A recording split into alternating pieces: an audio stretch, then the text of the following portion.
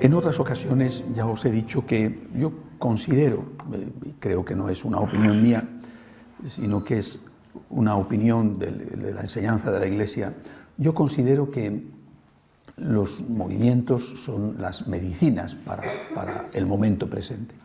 Naturalmente, cuando surgen es porque en ese momento hace falta esa medicina, lo cual no significa que después desaparezcan cuando desaparece el problema.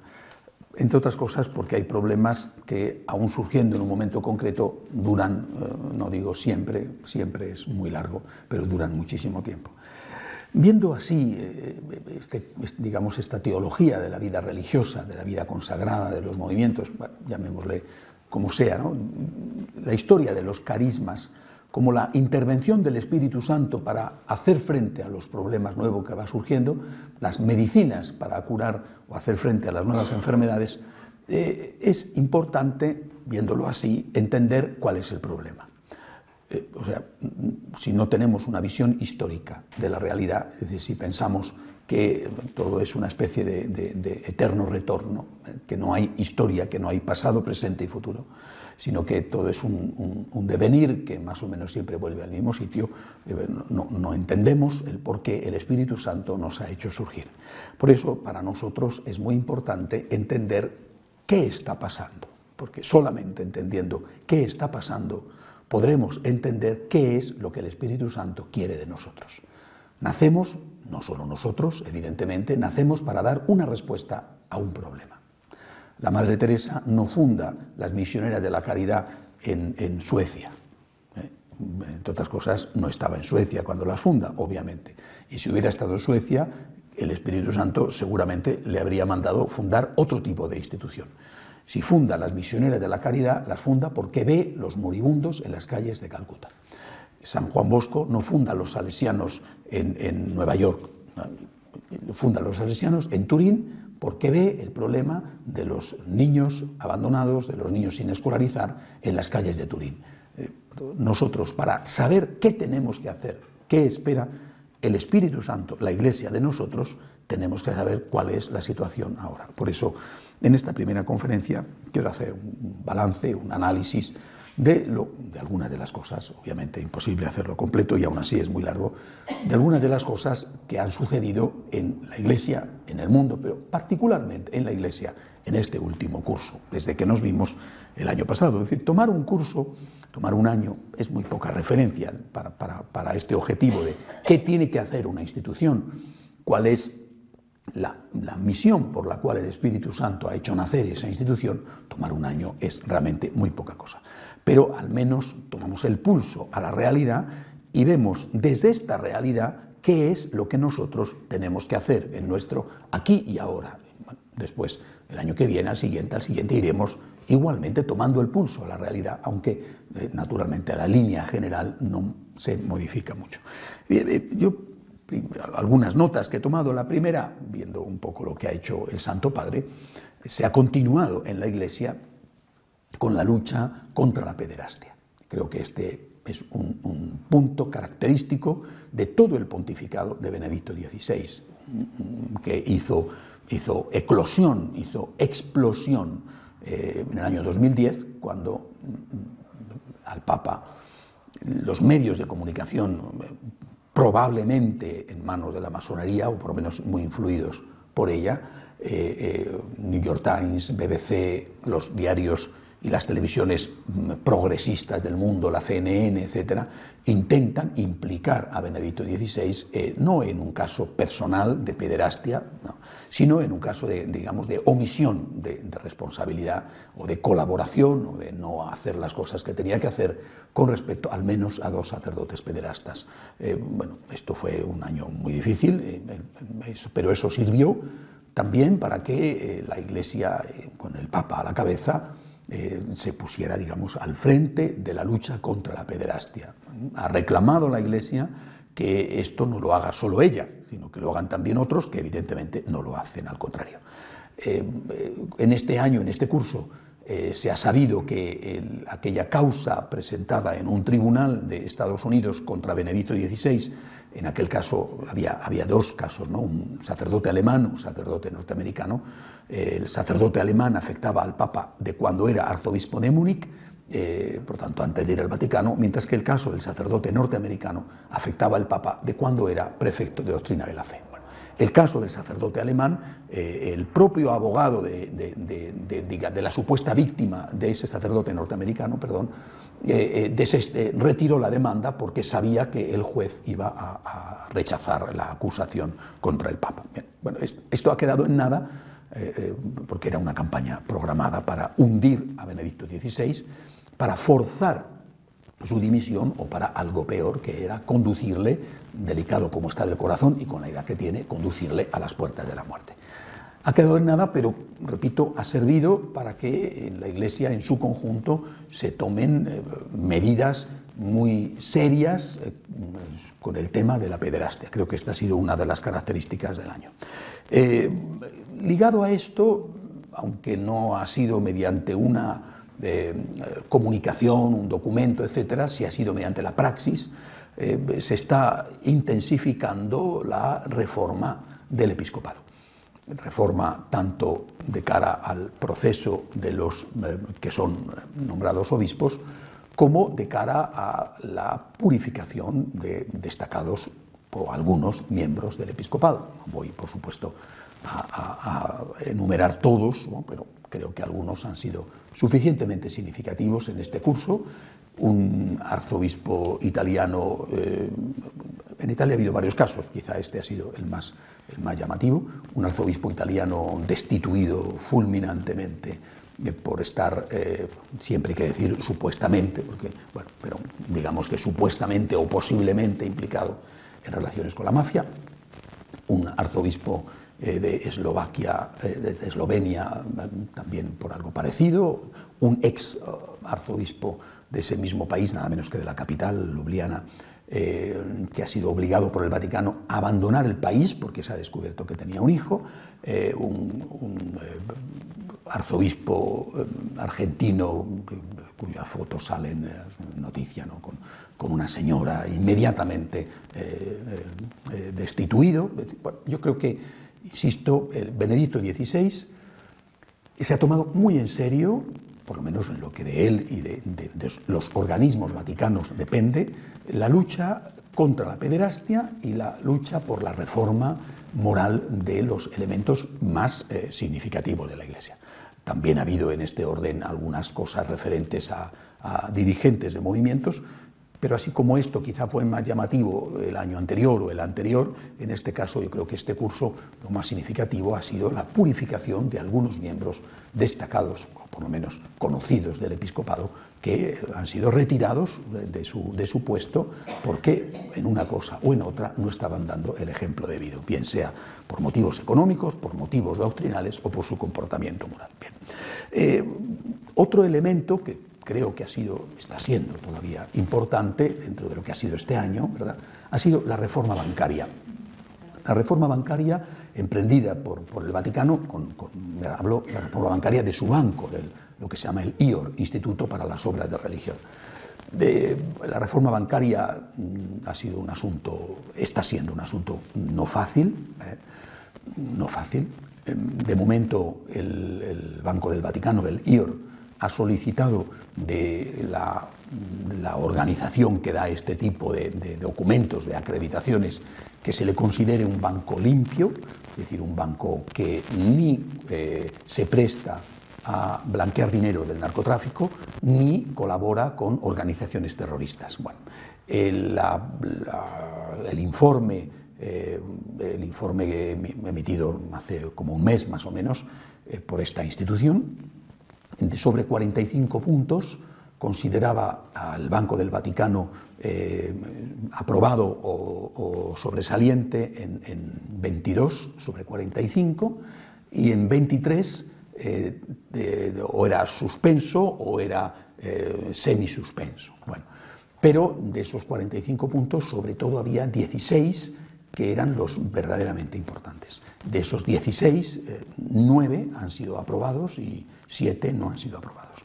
Bueno, el Banco del Vaticano sigue trabajando con esta institución para poder mejorar todavía la nota. Pero el hecho de haber aprobado 9 sobre 16, es decir, es un cinquillo pelado, ¿no? Bueno, pero por lo menos ha aprobado. Es decir, está, repito, en ese proceso. Yo creo que en las próximas semanas o en los muy pocos meses, pues el Vaticano hará las reformas que aún le quedan por hacer. En este curso y dentro de este contexto, pues, se produjo la noticia sorprendente, por lo menos hay que decirlo así, de la destitución fulminante del banquero, del presidente del Banco Vaticano, destitución por los propios organismos vaticanos, ¿no? Bueno, es algo difícil de entender y por lo tanto difícil de explicar. Yo no tengo ningún deseo de meterme donde no me llaman, simplemente constato una situación. Posteriormente a esta destitución era una persona muy conocida, un banquero muy conocido, ligado por lo menos espiritualmente a determinado movimiento de la Iglesia, Ettore Gotti Tedeschi, y fue destituido fulminantemente. Está en un pleito, nadie sabe si ese pleito lo ganará, lo perderá, en fin, son situaciones, como digo, difíciles de entender y difíciles de explicar. Constato simplemente lo que ocurrió. Posteriormente fue cuando vino la certificación del Vaticano como banco limpio, al menos digamos en un aprobado, ¿no? Aunque todavía están en un proceso. Creo que este ha sido otro dato importante que nos habla de cómo están las cosas, ¿no?, en el conjunto de la Iglesia. Bueno, y quizá lo más llamativo, desde el punto de vista noticiario, sin duda no lo más importante, lo más llamativo ha sido este affair que se ha llamado Batilix. Bueno, el Batilix es el tema del año, o el tema del curso, sin estar aún cerrado el capítulo, ¿no? Comienza en el mes de febrero, más o menos, ¿no? En el mes de febrero empieza una serie de filtraciones de documentos secretos, de documentos reservados, documentos de todo tipo. Algunos de ellos eran cartas que los cardenales le dirigían personalmente al Papa. Un cardenal escribe al Santo Padre y le dice lo que opina sobre el tema que sea, ¿no?, de su incumbencia, es decir, de su diócesis, de su ministerio, o de lo que sea, un tema de la Iglesia. Y estos documentos aparecían en los medios de comunicación. Otras veces eran, por el contrario, no cartas de cardenales al Santo Padre, sino cartas que procedían de la propia Secretaría de Estado a determinados cardenales, obispos del mundo. Bueno, otras veces eran documentos relacionados con el propio Banco Vaticano. Es decir, se creó en estos primeros meses del año una sensación de profundo desconcierto, y enseguida pues, los medios de comunicación entraron a saco en el tema y se habló de una conjura. Se tipificó con un concepto, los cuervos, ¿no? Seguramente lo habréis oído, los cuervos, ¿no?, que se llamaba así a los que filtraban las noticias, ¿no? Se les llamó los cuervos. Bueno, hay mucho escrito, incluso un libro publicado recogiendo todos estos documentos. Ningún documento de lo publicado tenía nada de tipo escandaloso, me refiero, en ningún caso ese documento mostraba alguna inmoralidad económica o sexual de ningún miembro del Vaticano, pero era un escándalo que un cardenal escribiera al Papa personalmente contándole con confianza lo que sentía sobre un problema, y que al día siguiente eso, que era un asunto reservado, apareciera en los periódicos. Bueno, esto se produjo una investigación, y el resultado de la investigación, el resultado que se conoce en este momento, porque, repito, creo que el tema está todavía sin cerrar. El resultado condujo a los investigadores a la detención del mayordomo del Papa, Paolo Gabriele. Era un hombre de su círculo próximo, de lo que se llama la familia pontificia, es decir, aquellas personas que están con el Papa. No digo que viven con el Papa, pero que están con el Papa, que le preparan el desayuno, que le preparan el almuerzo. Bueno, la familia pontificia, un grupo reducidísimo de personas.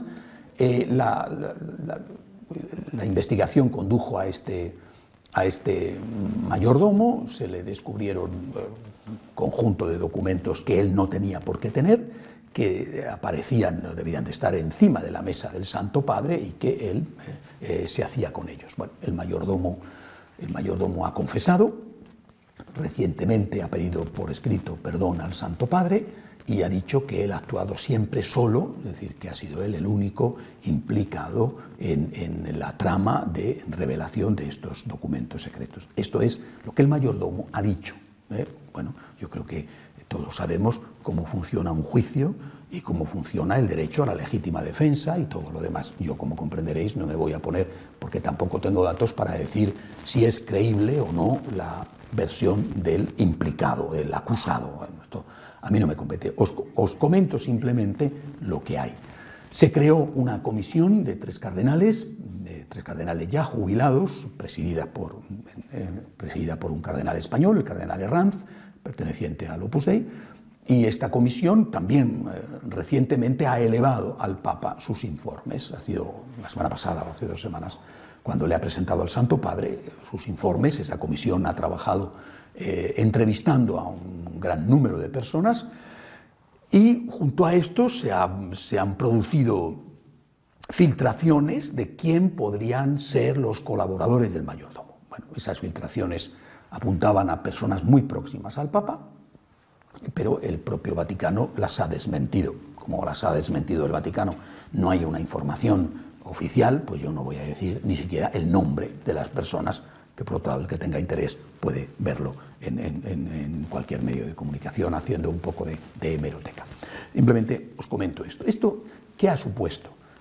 Yo creo que ha supuesto, evidentemente, un desprestigio diferente del desprestigio que supuso la pederastia, pero un desprestigio para, en este caso, el centro llamémosle así, de poder de la Iglesia, que es la Secretaría de Estado. Es decir, el Papa tiene un equipo que le ayuda a gobernar la Iglesia. Ese equipo está formado por distintos, utilizando un término que podamos entender, un término político, distintos ministerios, ¿verdad? Unos son de más importancia que otros. Bueno, pues el ministerio más importante es lo que llamamos la Secretaría de Estado. Bueno, ha sido un golpe que muchos han interpretado como una lucha de poder interna para desbancar al actual secretario de Estado, colocar a otro, tener ya las personas preparadas en los puestos clave de cara a la sucesión de Benedicto XVI y poder orientar la sucesión de Benedicto XVI hacia una línea o hacia otra. Bueno, estos juegos de poder son naturalmente hipótesis que no están demostradas, digo simplemente lo que hay. Pero no cabe duda de que representa un desprestigio, ha representado un desprestigio y sobre todo, para mí esto es lo más importante, ha representado un gran sufrimiento para el Santo Padre. Un gran sufrimiento. Sentir que personas muy próximas a él, de momento el mayordomo, de momento, esto es lo que se sabe. Si hay alguien más, pero de momento el mayordomo, que estén implicados en esta trama de venta, difusión de papeles reservados, etc., para el Papa ha sido un gran disgusto. Una vez más se han multiplicado las peticiones de dimisión de su equipo, de dimisión de él mismo, ¿no? Bueno, y sobre todo tiene 85 años y yo creo que hay determinados disgustos que pasan factura a cualquier edad que se produzcan, pero cuando uno tiene una determinada edad, esos disgustos son todavía muchísimo más dañinos para la salud física y desde luego el disgusto y el sufrimiento moral. Terminando con el análisis de lo que ha habido en este curso, otro elemento importante ha sido la negociación con los lefebristas o los tradicionalistas de Lefebvre. A veces se dice tradicionalistas y se olvida de que hay una rama de los tradicionalistas que sí que están dentro de la Iglesia, digamos con los lefebristas o los lefebrianos. Bueno, el Santo Padre tenía muchísimo interés, un enorme empeño en que se produjera una vuelta de los lefebristas a la Iglesia católica. Para facilitar esa vuelta, primero se les levantó la excomunión a los obispos que habían sido ordenados en su momento por Monseñor Lefebvre. La ordenación de esos obispos sin permiso del Papa supuso para Lefebvre la excomunión y para los obispos ordenados supuso también la excomunión. Bueno, el Papa, para, digamos, favorecer ese diálogo y esa vuelta, les levantó la excomunión como una medida gratuita por su parte, sin pedir a cambio una contraprestación. Se ha llevado adelante una negociación intensa por parte de la Santa Sede y por parte de por lo menos un sector de los lefebristas. El Papa les ofreció, todo esto que os digo es siempre público, o sea, yo no comentaré aquí nada que no pueda comentar, digo lo que sea pública, estoy haciendo un balance de lo que es oficial. Les ofreció el Santo Padre una prelatura personal equivalente a la que tiene en este momento el Opus Dei, que es el único movimiento o institución en la Iglesia que tiene este tipo de jurisdicción, digamos, de posibilidad canónica. Y al final, pues, también en las últimas semanas, ese acuerdo se ha roto, o sea, la posibilidad, mejor dicho, del acuerdo se ha roto. No es que las negociaciones estén rotas, creo que estas negociaciones de tipo teológico pueden durar milenios, ¿no? Pero en todo caso esa posibilidad casi inmediata, porque estuvo muy cercana a conseguir el acuerdo, esa posibilidad en este momento no se contempla. Bueno, los lefebristas han adoptado una posición que la Iglesia Católica no puede ni debe aceptar, una posición realmente difícil, desde mi punto de vista profundamente soberbia, y por parte de la Iglesia Católica lo que se ha podido ceder se ha cedido, y si se cediera más se entraría ya en el meollo de la cuestión, que no se puede. Aunque, digamos, oficialmente la cuestión ha girado en torno a la interpretación del Concilio Vaticano II, en realidad lo que está en juego es un concepto muy importante, que es el concepto de salvación. ¿Hace falta ser o no ser católico para salvarse? Esta es la cuestión. Es decir, ahí es donde se ha centrado el asunto, aunque el público lo ve más en si la misa en latín o la misa por el rito de San Pío X o la misa en la lengua vernácula y con el rito aprobado por el Concilio Vaticano II, esto no es mayor problema porque el propio Papa ha permitido que se pueda hacer la misa en latín con el rito de San Pío X dentro de la Iglesia Católica. Eso ese no es el problema. El problema es el concepto de salvación. ¿Es necesario o no ser católico para salvarse? Es un tema importantísimo, como comprenderéis. Tampoco es el momento ahora de entrar en él, pero es un tema realmente fundamental, y ahí es donde las posturas están enfrentadas, porque ligado a esto va la libertad religiosa, va el concepto de misión, en fin, todo lo demás. Bien, hasta aquí un poco la idea de lo que ha sido el balance del año. Ahora, ¿qué es lo que el Santo Padre propone? Más allá de todas estas cosas, lo que seguimos constatando es que no disminuye lo que llamamos, lo que ya se llamó, fue Juan Pablo II quien lo denominó así, la apostasía silenciosa. Es decir, la marcha de los católicos de su Iglesia. Esto no disminuye. En cada lugar va a tener unas características. Por ejemplo, en Latinoamérica esa apostasía engrosa las filas de los pentecostalistas o digamos, sectas, como queramos llamarles, en Latinoamérica, quiero decir. Mientras que en Europa la apostasía lo que engrosa es las filas de los no creyentes o de los indiferentes. La gente en un país como España no se hace de una secta, simplemente no se hace de nada, deja todo tipo de relación con Dios, o por lo menos de relación estructurada con Dios, si en su en su conciencia, en lo íntimo de su conciencia, tienen algún tipo de religiosidad, pues eso es una cuestión difícil de medir. Pero el tema de la práctica religiosa, en su conjunto, aunque no disminuye con la intensidad con que disminuía, sigue disminuyendo. Elementos positivos, como fue la Jornada Mundial de la Juventud del año pasado, o como ha sido este año la Jornada Mundial de la Familia, demuestran que la Iglesia Católica sigue teniendo una cierta vitalidad, una cierta capacidad de convocar a cientos de miles de personas. Pero estos grandes movimientos, estos grandes eventos, nos engañarían si no viéramos que agrupan a una minoría. Es verdad que es una minoría vital, es una minoría muy comprometida, es una minoría batalladora, pero es una minoría.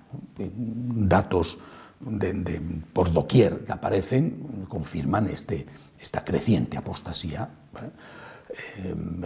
Recuerdo algunos de los últimos que hacían referencia a este gigante que empieza a despertar en todos los sentidos, que es Brasil, donde en ciudades como Río de Janeiro va a ser la sede de la Jornada Mundial de la Juventud el año que viene, va a ser la sede del Mundial, va a ser la sede de todo. Bueno, pues en Río de Janeiro hoy ya los católicos son minoría. Es decir, los no católicos naturalmente están agrupados en muchas cosas, pero los no católicos en Río de Janeiro, como un sitio muy significativo de Brasil, hoy ya los no católicos son más que los católicos. Yo creo que esto es un dato que al Santo Padre y a todos, ¿verdad?, pero al Papa como el vicario de Cristo, le preocupa. Debido a esto, el Papa lanza esta, digamos, doble iniciativa para intentar recuperar el pulso. Una iniciativa de tipo teológico, por decir así, que vendría a ser el Sínodo para la Nueva Evangelización. Antes de esto, el año anterior, el Papa creó el Pontificio Consejo para la Nueva Evangelización, y que tenía como objetivo, sobre todo, cuando crea este Pontificio Consejo, tenía como objetivo la evangelización en esos países que son hoy ya países de misión, pero que eran países de antigua cristiandad, Estados Unidos, Canadá, Europa, Australia, lo que se llama la nueva misión, es decir, los países donde esa apostasía se ha producido no hacia las sectas o hacia las otras iglesias, sino hacia la increencia. Bueno, este era el objetivo de este consejo, y después ha convocado el Sínodo de la Nueva Evangelización, que tendrá lugar a partir del mes de octubre. Bueno, como el resto de los sínodos, acudirán obispos y representantes de determinados movimientos, acudirán para dar su opinión, y después se hará un documento que será elevado al Santo Padre con una serie de proposiciones sobre cómo hay que orientar esta nueva evangelización. A su momento, normalmente un año después o unos meses después, el Santo Padre hará una exhortación postsinodal que servirá como referente de tipo ideológico, de tipo doctrinal, sobre cómo orientar este trabajo. Bueno, esto es, por tanto, uno de los objetivos del Papa, convocar a los obispos del mundo para tratar este problema. Es decir, pero el problema es que la gente está abandonando la Iglesia, y que lo está haciendo según los países con sus propias características, pero que lo está haciendo de una forma masiva, que lo ha hecho, mejor dicho, lo sigue haciendo de una forma masiva. Junto a esto, el Papa ha lanzado otro desafío, ha metido a la Iglesia en de otro tipo, que es el año de la fe. El Papa quiere, porque está, repito, muy preocupado, quiere que todos nos pongamos no solamente en un contexto de nueva evangelización, todos, sino que además todos hagamos un esfuerzo por centrarnos en la fe. ¿En qué consiste nuestra fe? ¿En quién creemos? ¿En qué creemos? Esta va a ser la tarea colectiva que la Iglesia Católica tendrá que afrontar a lo largo del próximo año, porque también empezará, me parece que en este caso va a comenzar, si no recuerdo mal por las últimas noticias, el 3 de noviembre, es decir, empezará octubre-noviembre, el año de la fe. Bueno, habrá naturalmente en Roma una serie de eventos, pero sobre todo lo que se pretende es que la Iglesia entera reflexiones sobre la fe, sobre en quién creemos, en qué creemos. Bueno, hasta aquí un poco el pulso de lo que ha sucedido en este año y de por dónde van a ir las cosas en los años, o por lo menos en el año próximo y seguramente en los años siguientes. Personalmente creo que estamos ante un momento muy importante. Posiblemente todos los momentos de la historia de la Iglesia y de la humanidad son muy importantes. No soy catastrofista pensando que estamos en el final de los finales, pero estamos en un momento muy importante a nivel mundial, no solamente eclesial, con una crisis económica que mantiene al mundo en vilo, no solamente a países más afectados por ella, como puede ser el caso de España, de Italia, Portugal, Irlanda, Grecia, sino al mundo en vilo, con un horizonte de guerra, yo diría en este momento, con los datos que hay, yo diría que con un horizonte de guerra posible, incluso diría que muy posible, no digo seguro, pero un horizonte de guerra muy posible. Me refiero a la guerra que se puede organizar pasadas las Olimpiadas, que se están celebrando en este momento en Londres, pasado un poco el momento de mayor calor, como es este mes de agosto, en el que en determinadas zonas no hay quien se mueva, y el elemento tiempo favorecería a los del lugar. Me refiero a la guerra que puede surgir en torno a Irán por el problema de la bomba atómica, ¿no? Ayer, no sé si ha sido la secretaria de Estado o el propio Obama, ha vuelto a decir a los israelitas que de ninguna manera Estados Unidos va a consentir que Irán tenga la bomba atómica. Bueno, la situación es la que es. Las sucesivas batallas que se han librado en los países del Mediterráneo, yo tengo la impresión de que han sido provocadas deliberadamente, no sé si acertadamente, sobre esto tengo mis dudas, pero sí deliberadamente por Estados Unidos.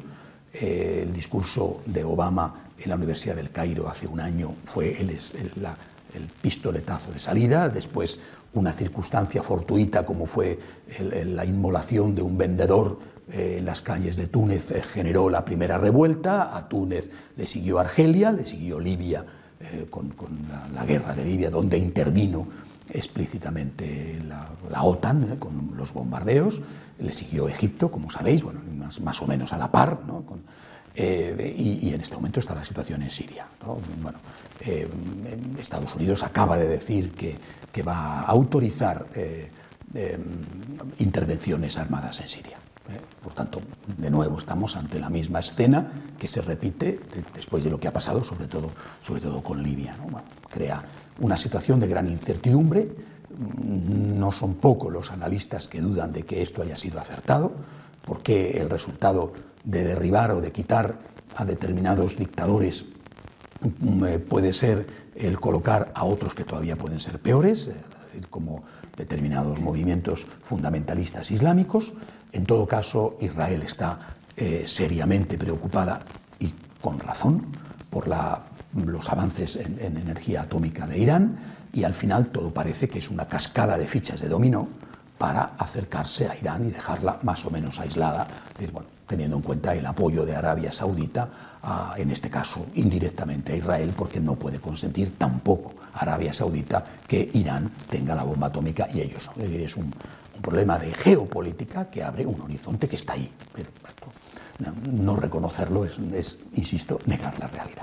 Por lo tanto, tenemos, por un lado, una situación interna en la Iglesia con un Papa santo y sabio, pero que tiene 85 años, que se ha visto en este curso que en su entorno más próximo se han producido escándalos, no de tipo sexual, no de tipo económico, que sepamos, pero sí estos escándalos de filtraciones que a él personalmente le han hecho sufrir muchísimo. ¿Cuánto esos escándalos estaban movidos por el intento de que él dimitiera al verse abrumado por la responsabilidad o de que le fallara el corazón? Esto no lo sabemos, pero no cabe duda de que esto se ha producido, ¿verdad? Si ha sido casual o ha sido teledirigido, esto no lo sabemos, pues no, yo no lo sé, pero bueno, digamos que parece blanco y en botella, ¿no? Es decir, bueno, parece lo que parece, ¿no? Pero bueno, las cosas no siempre, aunque parece, se pueden demostrar. Junto a esto, esta apostasía continúa, el Papa lanza este objetivo, es decir, vamos a hacer todo lo que podamos. Aún tenemos fuerzas, aún tenemos una posibilidad, aún tenemos una capacidad de reaccionar. ¿Cuánto tendremos esta capacidad? No lo sé. Pero el Papa dice, ahora o nunca. La Iglesia no desaparecerá nunca, pero la Iglesia puede quedar reducida a una pequeña minoría. Bueno, no pasa nada, el Señor siempre habló de pequeño rebaño, el grano de mostaza, la levadura en la masa, bueno, de acuerdo, pero esta Iglesia, tal y como hoy la conocemos, que es la primera institución religiosa del mundo, con 1.100 millones de seguidores, o 1.100 y pico millones, somos más que los musulmanes, es decir, porque los musulmanes están a su vez divididos en sunitas y chiitas, por lo menos esas dos grandes divisiones, ¿sabes? Ninguno de los grandes grupos musulmanes son tan grandes como la Iglesia Católica. Los musulmanes juntos sí, pero a los católicos habría que sumar el resto de los cristianos. Esta Iglesia Católica, que tiene un peso en el mundo, que es la principal institución ética del mundo, esta Iglesia Católica puede pasar en los próximos años a una realidad diferente. No cabe duda de que hay unas fuerzas poderosas que luchan para que esto suceda, es decir, para que la Iglesia Católica se convierta en un ente marginal, con unas personas, bueno, sobre todo ancianos, niños, que no influyen en la vida socioeconómico-política. Bueno, y delante de esto el Papa dice, vamos a echar el resto, vamos a poner toda la carne en el asador, tenemos una oportunidad, hay que aprovecharla. Y convoca estas dos realidades, el año de la fe, el sínodo de la nueva evangelización, nos convoca a todos los católicos y por lo tanto en ese todos nosotros, franciscanos de María, estamos también involucrados, ¿no? No es que convoca a los obispos o convoca a determinados pensadores para que hagan algo, sino que nos convoca a todos a hacer frente a esta situación de ataque permanente que estamos viviendo, ¿no? Bueno, si uno se fija en el conjunto, vas viendo cómo los puntos generan siempre un mismo rostro, ¿no?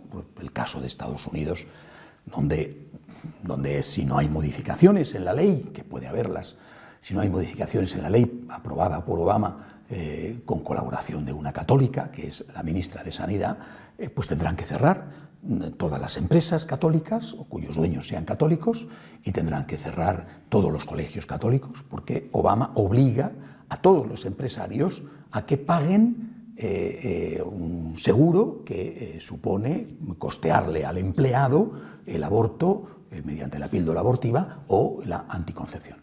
Ante esto la Iglesia ha dicho, nosotros eso no lo podemos hacer, por tanto si vamos contra la ley tenemos que cerrar. Es una situación inédita. Durante 2 semanas se ha leído en todos los templos católicos, por orden de los obispos, un documento contra Obama. Esto no había ocurrido nunca en la historia de Estados Unidos.